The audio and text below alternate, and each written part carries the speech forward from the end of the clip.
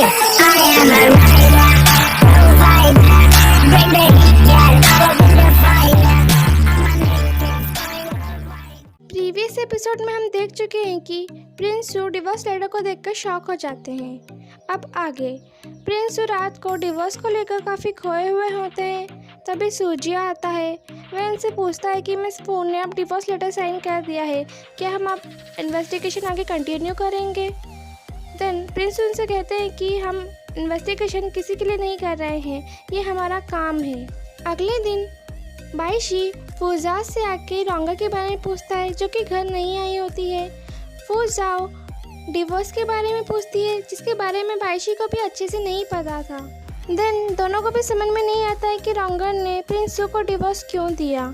आगे हम फूरोंग को देखते हैं, जिसे गैम्बलिंग हाउस से बाहर निकलना जाता है क्योंकि उसके पास पैसे नहीं थे।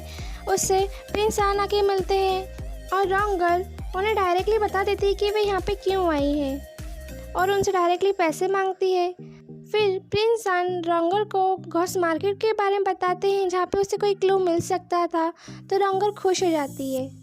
रात को प्रिंस सू घोस्ट मार्केट के लिए निकलते हैं, जिनके पीछे पीछे प्रिंसेस भी आती है, जो कि अक्कड़ पक्कड़ करते हुए आती है। देन प्रिंसेस उनके पास पहुंचती है तो प्रिंस सू शॉक हो जाते हैं। देन उसे वापस भेज भी नहीं सकते थे क्योंकि काफ़ी खतरा था।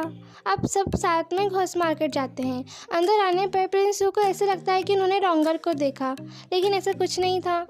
आगे रोंगर भी हमें घोस्ट मार्केट में ही दिखाई जाती है, जिसकी नज़र स्पार्कलिंग स्टोन पर पड़ती है, जो कि प्रिंस सू उसके लिए लेके आए थे। और प्रिंस आन भी देखते हैं कि रोंगर को ये पसंद आ गया है और वो उसे खरीद के दे देते हैं। दूसरी तरफ हम सू को देखते हैं, जिनसे प्रिंसेस चिपक रही होती है। तो प्रिंस सू प्रिंसेस से कहते हैं कि तुम्हें पता है कि मुझे सबसे अच्छी बात तुम्हारी क्या लगती है।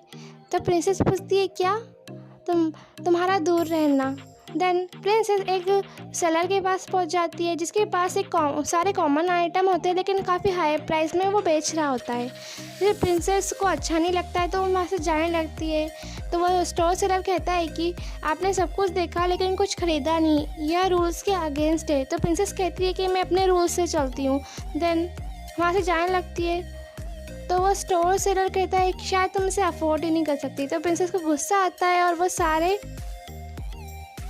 पैसे सूजिया से लेकर स्टोर सेलर के दुकान पर रख देती है और तोड़फोड़ करना शुरू कर देती है।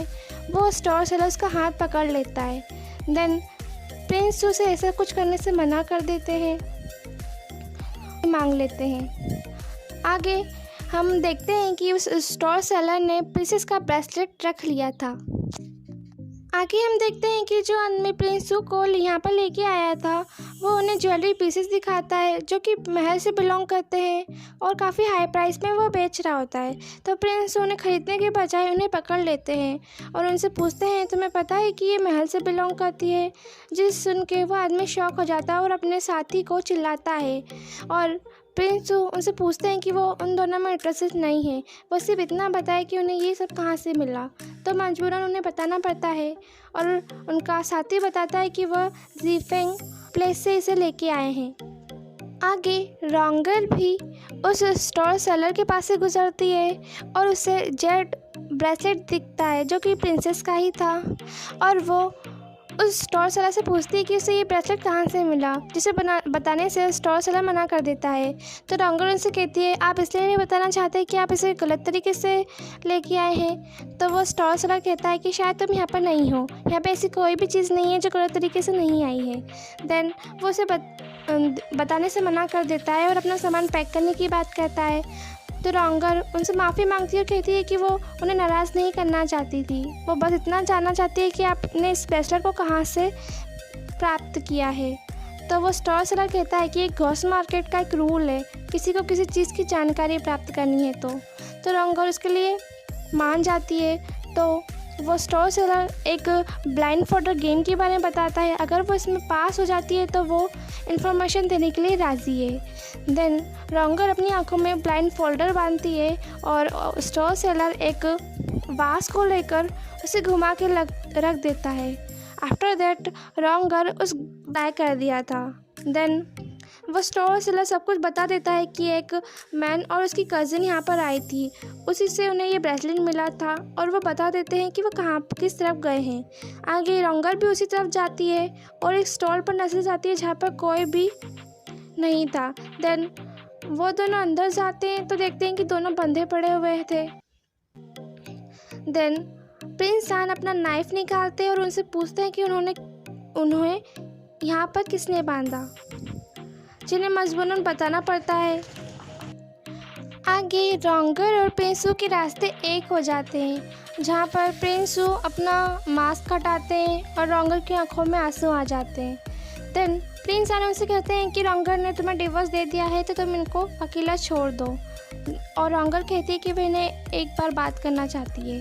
देन प्रिंस सान उन दोनों को अकेला छोड़ देते हैं। फिर प्रिंस रॉन्गर से पूछते हैं कि उन्होंने डिवोर्स लेटर पर साइन क्यों किया, तो रॉन्गर कहती है कि वो शुरू से ही एक ऑर्डिनरी पर्सन चाहती थी, आपके साथ रहना मेरी इच्छाओं के विरुद्ध जा रहा था। मैं मानती हूँ कि मैं आपके लिए फीलिंग रखती हूँ, लेकिन रियलिटी पर कंपेयर करना मेरे लिए मुश्किल हो रहा था, इसलिए मैंने खुद को और आपको इससे आज़ाद कर दिया। देन प्रिंस रॉन्गर के करीब जाते हैं और उसे कहते हैं कि ऊपर देखो और मुझसे फिर से कहो। देन रॉन्गर को याद आता है कि प्रिंस उन्हें लास्ट टाइम भी उन्हें ऐसे ही करने के लिए कहा था, लेकिन लास्ट टाइम उन्होंने मुझसे किस कर लिया था। देन रॉन्गर प्रिंस की आंखों में आंखें डाल के कहती है कि आप जितनी बार चाहे मैं उतनी बार ये सब कह सकती हूँ। देन प्रिंस की आंखों से आंसू झलक जाते हैं और रॉन्गर वहाँ से चली जाती है। आगे मिस्टर वैंग उसे स्टोर सेलर का पीछा करते हैं, जो कि जियोबाओ जियो सी से आके मिलता है। जियोबाओ जियो सी सारी बातें अंकल शैन को बताते हैं, जो कि रूई पवेलियन के पुराने एम्प्लॉय रह चुके हैं, लेकिन उन्होंने जल्दी से रिटायरमेंट ले लिया था।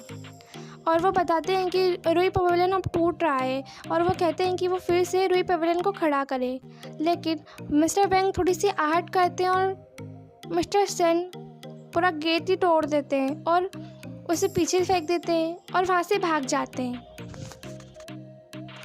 आगे रात को प्रिंस सूजिया से जीफेंग प्लेस पर जाने के लिए कहते हैं। आगे हम प्रिंस सान और रॉन्गर को देखते हैं, जहाँ पे प्रिंस सान रॉन्गर से पूछते हैं कि तुम इतनी खोई हुई क्यों हो, जिसके लिए रॉन्गर मना कर देती है। तो प्रिंस सान उसे कहते हैं कि तुम कब से मेरे पीछे चल रही हो, लेकिन पूछा नहीं कि अब तक हम कहाँ जा रहे हैं। देन रॉन्गर भी घूमती है और नज़र घुमाती है आसपास। देन प्रिंस सान रॉन्गर को वेयांग सिटी की सबसे हाईएस्ट प्लेस पर लेके आते हैं, जिसे देखकर फिर से रॉन्गर को प्रिंस सू की याद आ जाती है, किस तरह वो है राजधानी की सबसे हाईएस्ट प्लेस पर उन्हें लेके गए थे। देन वहाँ पे सूर्योदय होने लगता है, जो कि काफ़ी खूबसूरत नज़ारा था, और रॉन्गर उस खूबसूरती की तारीफ़ करती है और प्रिंस सान रॉन्गर की खूबसूरती की। आगे मिस्टर वैंग प्रिंस सान को आके सब कुछ बताते हैं मिस्टर शैन के बारे में। देन बताते हैं कि वो काफ़ी पावरफुल फाइटर थे, तो प्रिंस सान उनसे कहते हैं कि तुम मुझसे हार गए। तो मिस्टर वैंग कहते हैं कि वो अच्छे भागने वाले भी थे। देन दोनों साथ में उस प्लेस पर जाते हैं जहाँ पर मिस्टर शैन थे। दूसरी तरफ हम रॉन्गर को देखते हैं, जो कुछ लुटेरे को देख रही होती है जो सामान लूट रहे होते हैं। वो लुटेरे काफ़ी बेरहम होते हैं, तो वो आदमी इनोसेंट व्यक्ति से कहता है कि वे महल में तुम्हारी शिकायत करेगा। तो वो लुटेरे कहते हैं कि तुम्हें पता है कि हमारा सरदार महल से ताल्लुकात रखता है, जिसे सुनकर रॉन्गर शॉक हो जाती है और उनके कैरेज में जाकर छुप जाती है।